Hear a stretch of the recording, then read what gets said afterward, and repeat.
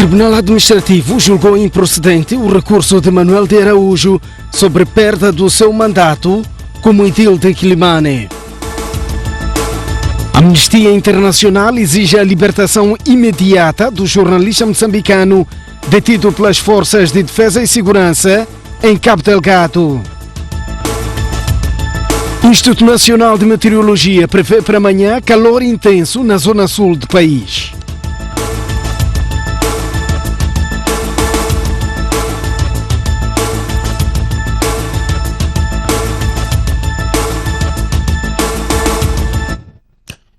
Muito boa noite, bem-vindos às notícias do Jornal. Um morto e 10 feridos é o resultado de um acidente de aviação do tipo despiste e capotamento de um autocarro ocorrido na Estrada Nacional número 7, na província de Manica. Este autocarro, que transportava perto de 70 passageiros, saía de Tete com destino à cidade de Maputo.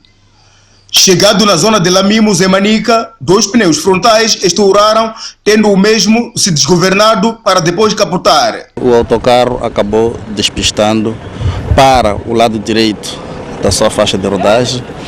E de seguida o motorista tentou controlar o veículo, devolvendo a viatura para a faixa de rodagem, o que não conseguiu, acabou despistando para o lado esquerdo e veio a capotar.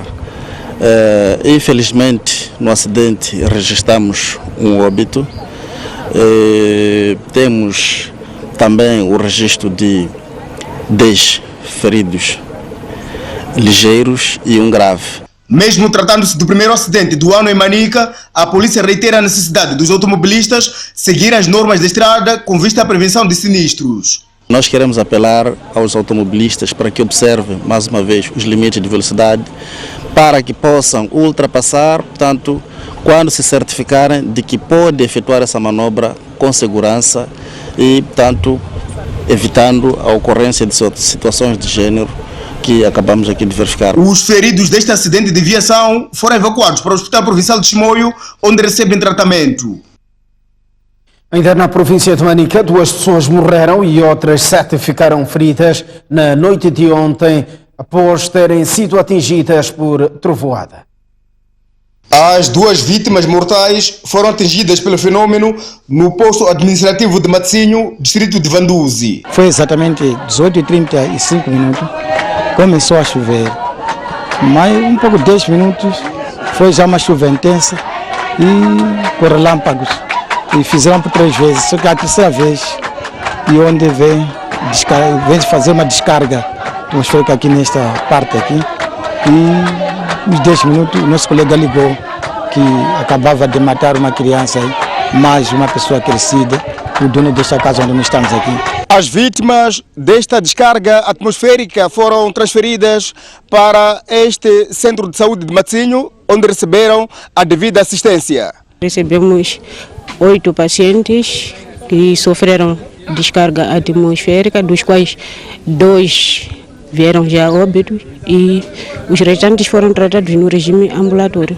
Tonito Joaquim é uma das vítimas da descarga atmosférica.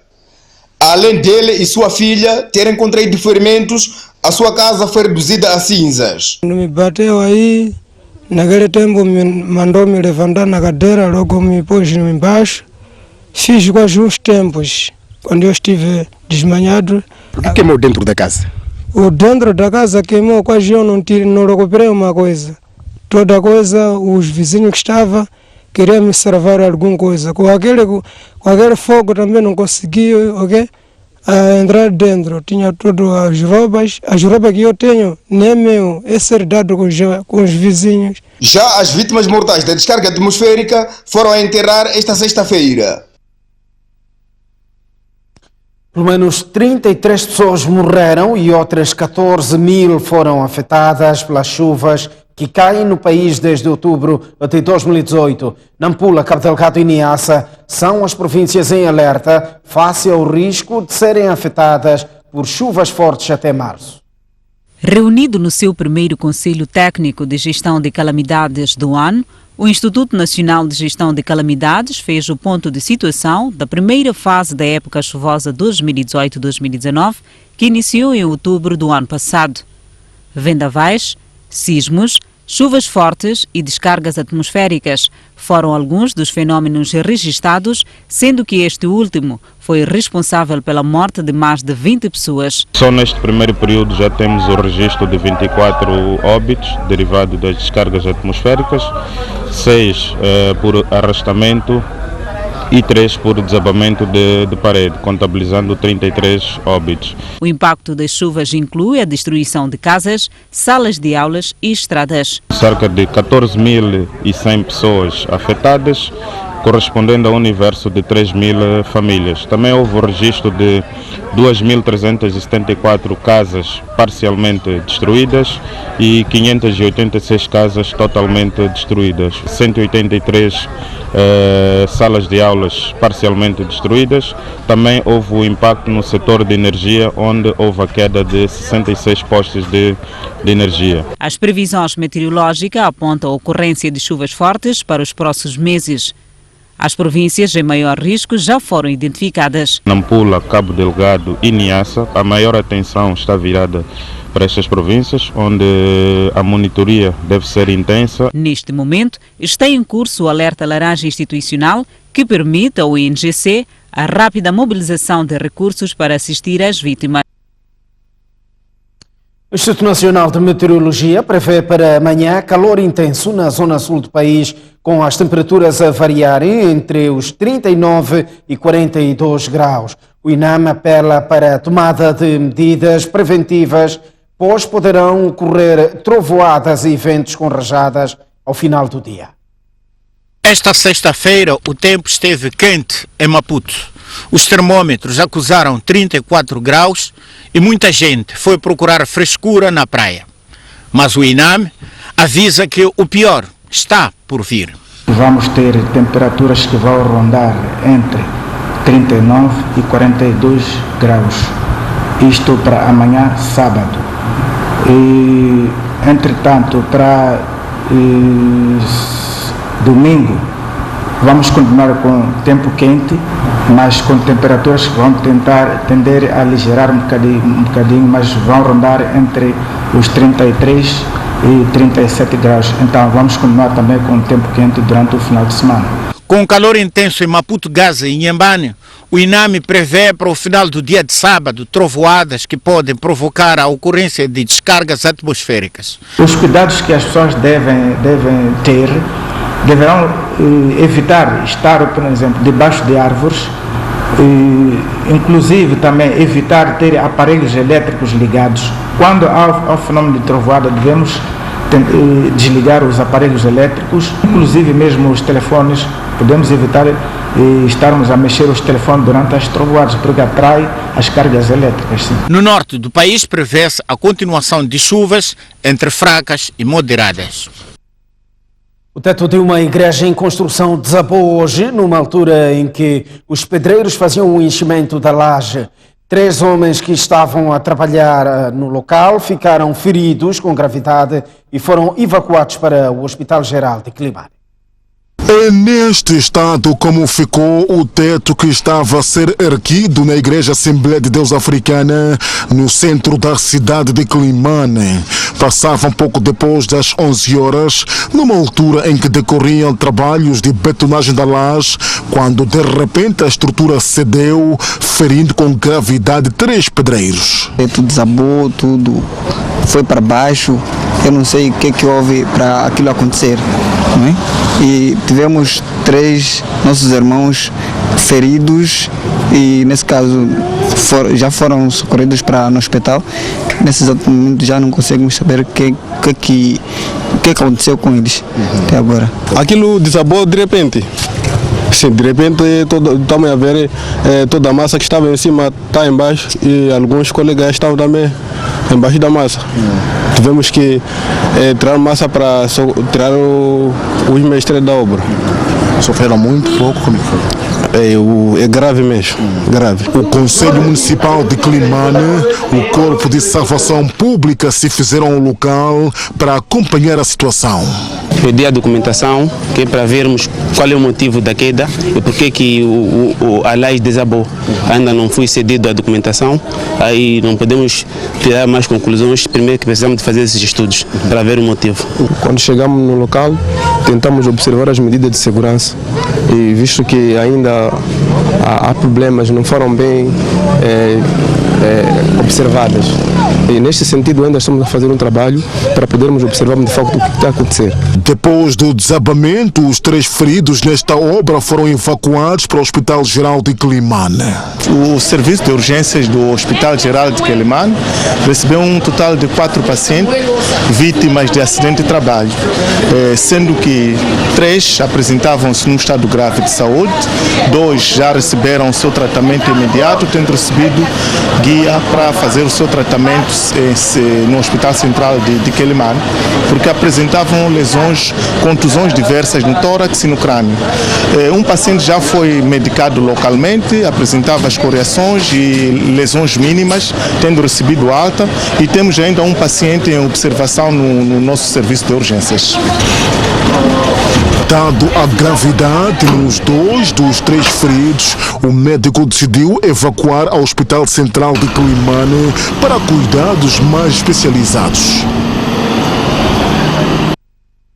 O Presidente da República, Filipe Nunes, nomeou, através de despacho presidencial, Gamaliel Sepúlveda João Munguambe para o cargo de embaixador extraordinário e plenipotenciário da República de Moçambique junto da República do Uruguai. O diplomata assume as novas funções com residência em Brasília, onde representante embaixador de Moçambique junto da República Federativa do Brasil. Portanto, vamos a ler uma nota enviada à nossa redação pela Presidência da República. A Amnistia Internacional exige a libertação imediata e incondicional do jornalista moçambicano Amadi Abubakar, que está alegadamente detido pelas Forças de Defesa e Segurança em Cabo Delgado. O jornalista está há cerca de uma semana detido e a família diz que continua sem qualquer contacto. Amadi Abubakar foi detido no dia 5 de janeiro corrente no distrito de Macomia, quando, segundo a Amnistia Internacional, entrevistava um grupo de pessoas deslocadas na sequência dos ataques de homens armados que há um ano atuam em Cabo Delgado. A Amnistia considera que a detenção de Abubakar é a mais recente manifestação de desprezo pela liberdade de expressão e pela liberdade dos mídias por parte das autoridades moçambicanas, que veem nos jornalistas uma ameaça e os tratam como criminosos. Através de um comunicado de imprensa emitido nesta semana, a Amnistia Internacional diz que Amadi Abubakar está a ser mantido em detenção solitária, sem acesso a um advogado nem respeito pelos procedimentos adequados, e exige a sua libertação imediata e incondicional. De acordo com informações divulgadas ontem pelo MISA Moçambique, citando fontes militares, Amadi Abubakar está detido no quartel militar das Forças Armadas de Defesa de Moçambique, no distrito de Moeda. A família diz que desde a detenção ainda não tem qualquer contacto com o jornalista. A direção do Instituto de Saúde, cujos estudantes protestaram ontem contra as más condições em Nampula, expulsou 4 estudantes que apresentaram as suas reclamações. Entretanto, o diretor provincial de Ciência e Tecnologia, Ensino Superior e Técnico Profissional considera que o regulamento interno das instituições de formação não deve pôr em causa, neste caso, os direitos dos estudantes. Depois da reclamação apresentada na última quinta-feira sobre a demora no arranque dos estágios e falta de equipamentos na sala prática do Instituto de Ciência e de Saúde, insiste, em Nampula, 4 estudantes que prestaram entrevista à STV foram surpreendidos com a fixação da nota de expulsão. A instituição privada alega que os estudantes incitaram a desordem e violaram gravemente as normas deontológicas ao revelar informações não autorizadas. Aliás, esta posição já havia sido assumida pelo diretor do Instituto. Esses são futuros profissionais de saúde. Até em primeiro lugar, eles violaram, portanto, a ética e deontologia profissional, no capítulo do segredo profissional. O diretor provincial de Ciência e Tecnologia, Ensino Superior e Técnico Profissional prometeu averiguar o caso, deixando escapar que os regulamentos internos das instituições de formação não devem pôr em causa os direitos dos estudantes. Uma medida administrativa, institucional, pedagógica é tomada com base nos regulamentos próprios da instituição. Naturalmente, esses regulamentos não devem de forma nenhuma pôr em causa aquilo que são os direitos fundamentais com o cidadão que quer ter o acesso ao ensino. Portanto, vamos verificar em que medida esta expulsão aconteceu e se a expulsão não for regular, naturalmente que esses estudantes não poderão ser expulsos. Na província de Nampula, existem 30 instituições de ensino técnico profissional, das quais 9 públicas, 10 semipúblicas e 11 privadas. Mais de 75 mil pensionistas do Sistema Nacional de Segurança Social Obrigatória serão submetidos à prova de vida anual. Os pensionistas têm até o dia 10 de abril deste ano para fazer a prova de vida. O Instituto Nacional de Segurança Social criou brigadas técnicas nos distritos e cidades para atender aos mais de 75 mil pensionistas que deverão ser submetidos à prova de vida anual até o dia 10 de abril de 2019. O presidente do Conselho de Administração do INSS, Francisco Mazoio, referiu que o número de pensionistas tende a aumentar gradualmente com a informatização do sistema. Com o novo sistema, o número se expande, porque consideram o pai, os filhos, a mãe como pensionistas no novo sistema. Isso também se justifica a subida do número de pensionistas, que tem sido muito rápida nos últimos anos. Agora posso afirmar com toda a certeza que todos os pensionistas que temos no INSS são reais. Por sua vez, o representante dos pensionistas, Francisco Mate, recomendou aos cidadãos a contribuírem no INSS como forma de garantir a pensão no futuro. Qualquer cidadão que faz um rendimento do trabalho é necessário fazer a contribuição para a sua vida no futuro. Do total de 75.268 pensionistas, 29 mil são de velhice, 1.300 de invalidez e 44.500 de sobrevivência. Saímos a esta altura para uma curta pausa. Voltamos dentro de instantes com melhor de informação. Até já. Muito boa noite, uma vez mais estamos de volta ao jornal. 38 membros do Partido Frelimo em Climane exigem a cessação de funções de todo o secretariado do Comitê da Cidade. Um abaixo-assinado foi enviado ao Comitê da Cidade Provincial, entre outros locais, para tomada de conhecimento. No documento de 3 páginas assinado por 38 membros do Comitê da Cidade, vem referenciado 3 pontos que sustentam a retirada de funções do secretariado do Comitê da Cidade, nomeadamente falta de respeito e arrogância, má gestão dos recursos humanos, patrimoniais e financeiros, bem como a derrota da Frelimo em Climane nas últimas eleições autárquicas. Um órgão que dirige 2, 3 processos a perder e perde confiança, obviamente, em termos de massa. Então, para podermos salvaguardar aquilo que é o princípio do nosso partido, Partido da Frelimo, que é o Partido da Vanguarda, Partido do Povo, precisamos de trazermos e repormos a imagem através de renovação do órgão do partido a nível da cidade.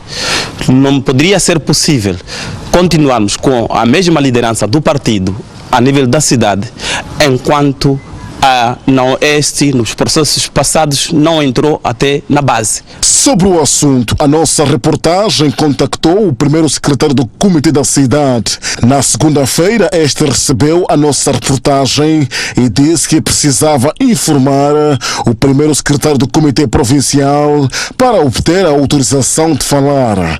Todavia, de lá até quarta-feira, nunca mais deu resposta. E esta quinta-feira, a nossa reportagem voltou a escalar o Comitê da Cidade. Depois de sucessivos contactos com o primeiro secretário do Comitê da Cidade, a STV obteve a resposta de que não vai falar à imprensa em volta deste assunto. O secretário do Comitê da Cidade remeteu-nos ao Comitê Provincial para buscar informação à volta deste assunto. Já no Comitê Provincial, o secretário para a área de organização e formação de quadros, assuntos parlamentares, também declinou falar. O ano de 2018 fechou com um nível de inflação mais baixo dos últimos 4 anos. O Instituto Nacional de Estatística aponta para uma subida geral de preços na ordem de 3,52% de janeiro a dezembro de 2018. Pelo segundo ano consecutivo, o governo conseguiu manter um dígito a taxa de inflação ao fechar 2018 com 3,52%, o nível mais baixo desde 2015, segundo os cálculos da STV. Em 4 anos, este indicador teve um comportamento misto. Se entre 2017 e 2018, a inflação situou-se em um dígito, nos 2 anos anteriores, ou seja, 2015 e 2016, a mesma atingiu níveis recordes de 2 dígitos. Segundo dados oficiais, em 2015, o custo de vida acelerou 10,55%, depois atingiu uma subida histórica para 25,26% no ano seguinte, abrandando para 5,66% em 2017 e 3,52% em 2018. Sobre a boa performance no ano passado, o Instituto Nacional de Estatística aponta para o setor dos transportes como principal responsável pela tendência geral de comportamento de preços de janeiro a dezembro, participando com aproximadamente 1,83 pontos percentuais positivos. Desagregando os valores do setor do transporte, destaca-se a subida dos preços de transporte semicoletivos urbanos e semi-urbanos de passageiros, da gasolina, gasóleo, do carvão vegetal, assim como os veículos automóveis ligeiros de segunda mão, como os que mais registraram aceleração da inflação no acumulado de 2 meses de 2018, com um peso de cerca de 2,46 pontos percentuais. Relativamente à inflação mensal, ou seja, referente ao mês de dezembro, consta que o país registrou uma subida geral de preços de 0,37%, influenciada pela divisão de alimentação e bebidas não alcoólicas, que registraram um aumento de 1,27%. Entretanto, alguns produtos com destaque para gasolina, detergente em pó, carapau, veículo automóvel ligeiro de segunda mão e o limão contrariaram a tendência geral de subida de preços. Na análise das cidades, Maputo foi a mais cara do ano, com uma inflação acumulada de 4,33%. Já Beira e Nampula registraram 3,76% e 1,74% de inflação acumulada, respectivamente. A moeda chinesa poderá começar a ser utilizada nas transações comerciais em Moçambique. O facto foi hoje tornado público pela Confederação das Associações Econômicas de Moçambique, depois de receber uma delegação do Banco Ultramarino de Macau. Até aqui, o dólar norte-americano, o rand sul-africano e o euro são as moedas estrangeiras mais usadas nas transações em Moçambique, incluindo na realização de investimentos.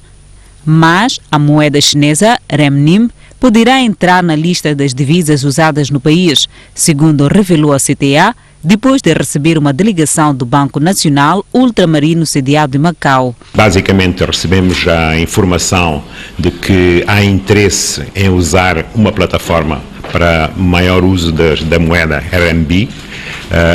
Já está a ser usado no Brasil e em Portugal, e esta delegação pretende explorar as possibilidades em África, particularmente em Moçambique, que foi o ponto de partida, ser usada mais nas transações esta moeda.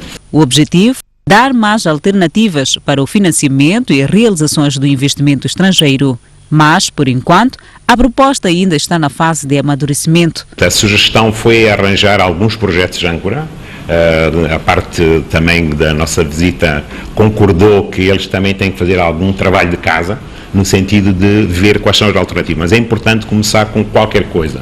E isso ficou da parte dos nossos visitantes fazerem propostas concretas, mas do lado moçambicano nós também vamos ver com os membros da CTA, os membros das associações, no sentido de sensibilizar que há outras alternativas de moeda de uso e que esta plataforma, a China, Macau, são muito importantes para os nossos empresários. A concretizar-se, Moçambique será o primeiro país africano a beneficiar desta iniciativa. RMB wants to be internationalized, and because nowadays a lot of investments from China to different countries, particularly in the Portuguese-speaking country in Africa. So for these investments and also the export from Africa to China, why trade in US dollar? Because they can be traded in renminbi. Renminbi is an option. We just want to provide additional option for entities in the Mozambique to facilitate even more efficient or cheaper way for the trade. O Banco Nacional Ultramarino é um banco instalado em Macau, uma região administrativa especial da República Popular da China. 106 estudantes finalistas de diferentes cursos de 11 universidades do país procuram oportunidades de emprego e autoemprego em 17 distritos da província de Nampula. Através do programa Férias Desenvolvendo o Distrito, os finalistas perspectivam conciliar conhecimentos, partilhar experiências e contribuir para a resolução dos problemas das comunidades.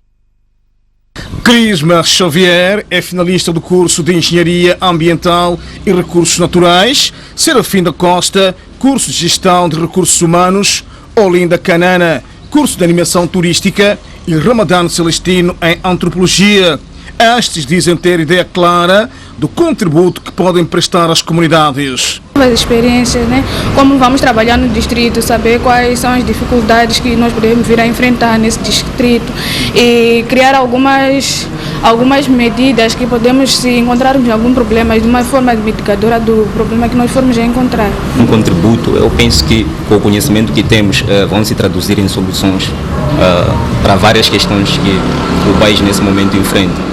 Na província de Nampula existe um grande atrativo, ou melhor, temos diversos atrativos e espero, com tudo aquilo que eu aprendi, poder ajudar para levar esse atrativo, ou seja, vender esse atrativo para que possamos atrair mais turistas, para que possamos ter mais fluxos turísticos e aumentar divisas aqui no nosso país. Os estudantes finalistas participantes da edição deste ano do programa Férias Desenvolvendo o Distrito tiveram o primeiro seminário antes de seguirem aos locais de estágio. Aqui é um seminário de capacitação que envolve estudantes universitários finalistas de 11 universidades, sim, sendo 4 delas vêm de outras províncias. Temos o Instituto Superior de Songo, temos a Unizambese, temos a Universidade Eduardo Mondlane e o Instituto Superior Politécnico de Gaza.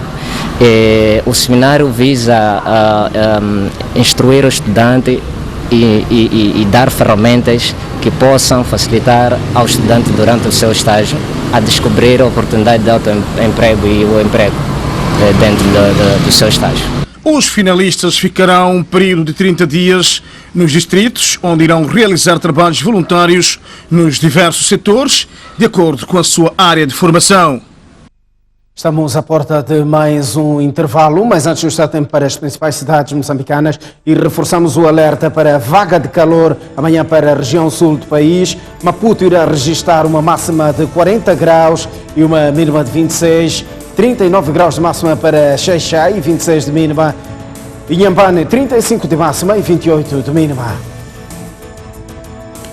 Na zona centro do país, 33 de máxima para Tete e 23 de mínima.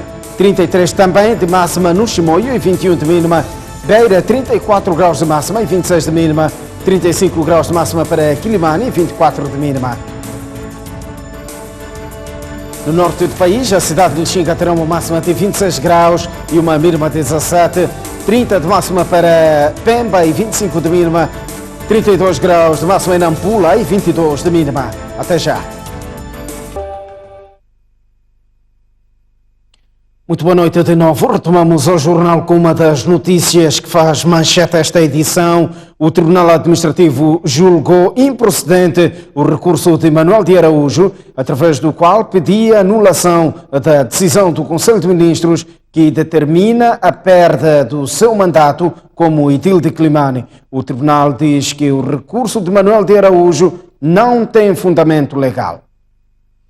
Foi em agosto de 2018 que o Conselho de Ministros decretou a perda de mandato de Manuel de Araújo pelo fato de ter aderido no decurso do mesmo à lista do partido, diferente daquele pelo qual se apresentou nas eleições de 2013. Por outras palavras, o então edil de Quilimane perdeu o mandato por se ter filiado à Renamo depois de abandonar o MDM, partido através do qual concorreu em 2013. Inconformado com a decisão, de Araújo recorreu ao Tribunal Administrativo para pedir a nulidade do decreto do governo, argumentando que o processo não seguiu as regras previstas por lei, como a realização de processo de inquérito ou sindicância pela Assembleia Autárquica, cujo resultado deverá ser comunicado ao ministro competente. Após tomar conhecimento dos fatos suscetíveis de conduzir à perda de mandato, o ministro competente assegura que o visado seja ouvido, fixando-se o prazo de 30 dias para a apresentação da sua defesa e fornecendo-lhe todos os elementos por ele solicitados que possam ser essenciais para a defesa e de que não tenha conhecimento, nomeadamente os relatórios dos inquéritos e sindicâncias e respectivos elementos de prova. Depois de produzida a defesa do visado, o ministro com poderes tutelares remete-o ao Conselho de Ministros para decisão. Trata-se de formalidades que Manuel de Araújo entende que não foram cumpridas pelo governo, o que viola o princípio do contraditório e do direito à defesa. Entretanto, o Tribunal Administrativo entende que não havia necessidade de o governo abrir um inquérito ou sindicância, muito menos de ouvir Manuel de Araújo, pois só há espaço para tais formalidades quando não se tem certeza sobre os fatos invocados para a perda de mandato. Para o caso do então edil de Quilimane, não há incerteza sobre o fato de o requerente ter aderido à lista da Renamo, fato que o próprio impetrante não põe em causa. Portanto, trata-se de um dado adquirido para a ordem jurídica, uma realidade factual da qual quem deve decidir, no caso o Conselho de Ministros, terá de subsumi-la unicamente à lei. Por estes argumentos, não há necessidade do desencadeamento de processos prévios de inquérito ou sindicância, pois nada há a investigar sobre a manifestação da vontade do requerente de aderir à lista da Renamo. Por isso, o Tribunal Administrativo chumbou o recurso de Manuel de Araújo, validando assim a decisão de perda de mandato decretada pelo governo.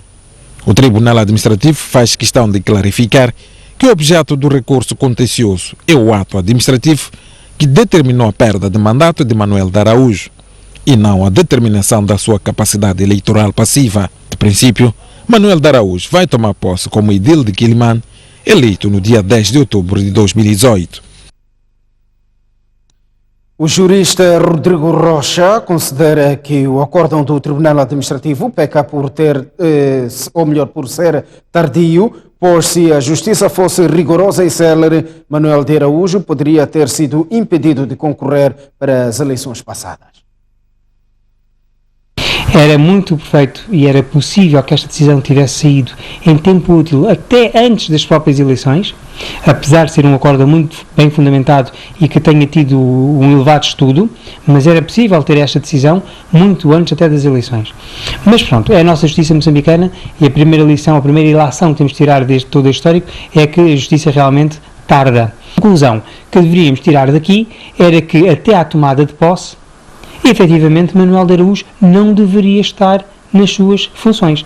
Ele vai assumir as novas funções pelo facto de ter sido eleito, ter sido validado pelo Conselho Constitucional os resultados eleitorais das últimas autárquicas e, por conta disso, vai assumir o mandato. Mas até lá, por conta deste acórdão, ele deveria perder efetivamente o mandato, ou os dias que restam deste mandato, e ser substituído pelo Presidente da Assembleia Provincial. Será que nós temos 15 dias para fazer a substituição ou o preenchimento da vacatura deste espaço, deste cargo de edil até à tomada de posse? Pode ser um processo mais oneroso, mas em qualquer dos casos a lei tem que ser cumprida a sentença tem que ser cumprida, o acórdão tem que ser respeitado. Na minha interpretação da lei, é que, efetivamente, a lei, não, por ter sido aplicada à primeira parte, ou seja, por ter havido a perda de mandato e pelas consequências que foi, este edil, ou este candidato a edil, estaria impedido de concorrer para as eleições. Mas, no entanto, já concorreu, já está o facto consumado, e acho que é mais uma decisão política de o manter e assumir esta questão como assente e como não violadora da lei, do que propriamente decidir ao contrário e avançar para eleições municipais novamente naquele Conselho Municipal. Hernán promete reagir sobre este assunto amanhã por volta das 10 horas. Vamos olhar o mundo. O governo turco continua a perseguir os indivíduos que alegadamente tentaram o golpe de Estado em 2016. Mais de 100 soldados foram detidos sob a acusação de terem uma ligação com o suposto líder do golpe de Estado fracassado. Passados 3 anos, o governo do presidente Tayyip Erdogan, que escapou ao golpe de Estado, continua a perseguir os seus supostos inimigos.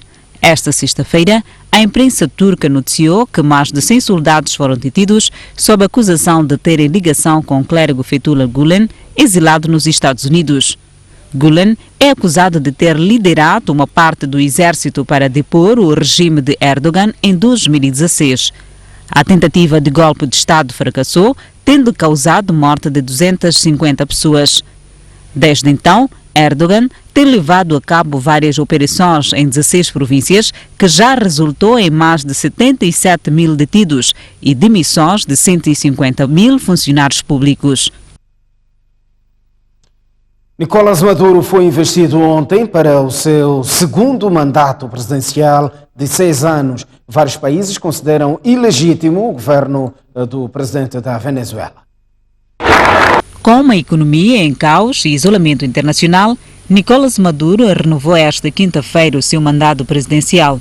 Era suposto que o Congresso legitimasse a sua presidência, mas a oposição, que dispõe de maioria parlamentar, acusa Nicolás Maduro de ter vencido eleições de maio de forma fraudulenta. Vários países do mundo também repudiam a tomada de posse de Nicolás Maduro, tendo manifestado a reprovação por não comparecerem no evento. O secretário de Estado norte-americano, Mike Pompeo, chamou Maduro de usurpador do poder e apelou para a queda do seu regime. O Grupo Lima, que junta os países latino-americanos e a União Europeia, também não reconhece a legitimidade de Maduro. Paraguai decidiu impedir a entrada do presidente Maduro e seus governantes no país, tendo encerrado a sua embaixada. As mesmas medidas foram adotadas pela Colômbia e Peru. O secretário do Estado norte-americano avisa que o Médio Oriente não vai ter paz se o regime iraniano continuar a intervir na guerra da Síria. Mike Pompeo ainda acusou Barack Obama de ter criado desordem no Médio Oriente. Em visita ao Cairo, capital do Egito, o secretário do Estado norte-americano, Mike Pompeo, reafirmou a decisão das tropas dos Estados Unidos deixarem a Síria. A decisão dos Estados Unidos, a decisão do presidente Trump de retirar as nossas forças já foi tomada. É isso que vamos fazer. Podemos retirar as nossas forças uniformizadas da Síria e continuar a nossa campanha vitoriosa, graças à qual eliminamos 99% do califado da Síria. E vamos continuar esse trabalho. Pompeo também atacou o regime iraniano pelo fato de ainda continuar a alimentar a guerra na Síria.